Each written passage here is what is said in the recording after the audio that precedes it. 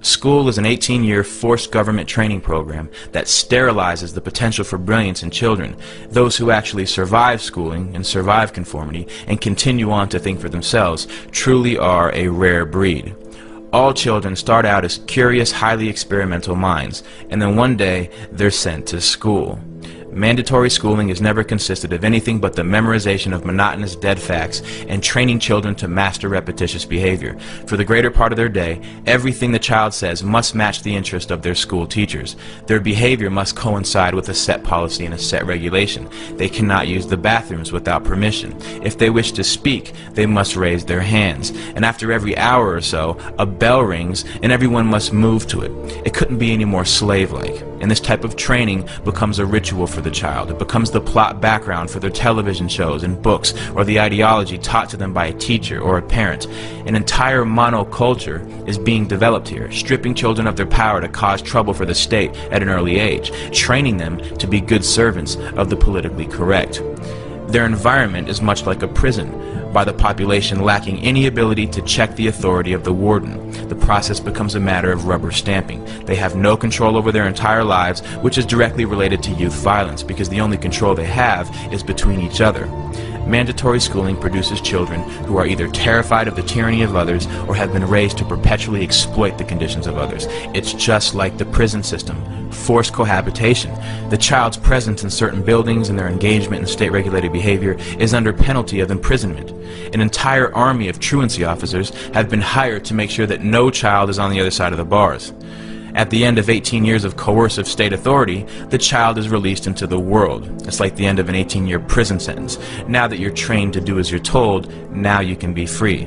And the produce of these schools, or this state-controlled manufacturing operation, is a society willing to submit, to obey, and to listen. Forced behavior, which technically amounts to a type of slavery, will only inculcate a mindset of fear and terror. You need to be somewhere at a set time, either at the orders of an authority or a bell. Everyone in one mass shifts to another position or another place to engage in a new activity. They're trained to not only follow instruction, but they're also trained to follow a certain behavior. Rules, regulations, and laws are set for the children. They say you cannot do this to others. You can do this to others. This is acceptable. This is not acceptable. Standards of culture, morality, and behavior are imprinted into these new young minds that are in the blossoming stages of development. Their minds are being intercepted by the state and molded to conform to state standards. The first lesson they teach you is the orders of authority. The second lesson is to work with each other to achieve the desired ends of those in control.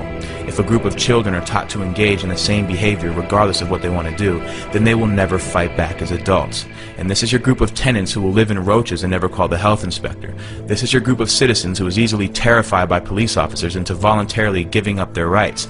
This is your group of workers who surrender their lives to the corporation who tells them how to dress, how to speak, what time to wake up, which means they essentially tell you what time to go to sleep if they tell you what time to wake up.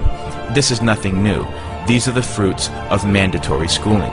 If we look into the roots of 19th century industrialism, the Civil War demonstrated to industrialists and financiers how a standardized population trained to follow orders without significant thought could be made to function as a money tree.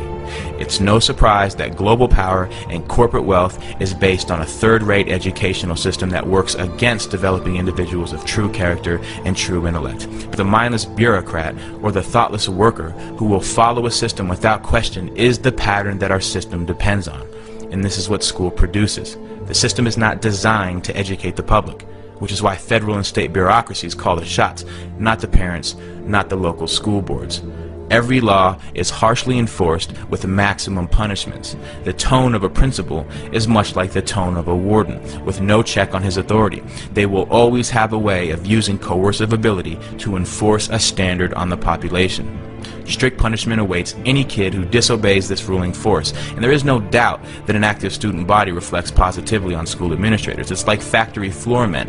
They're fulfilling their quotas to the inspecting superintendent of the local school district.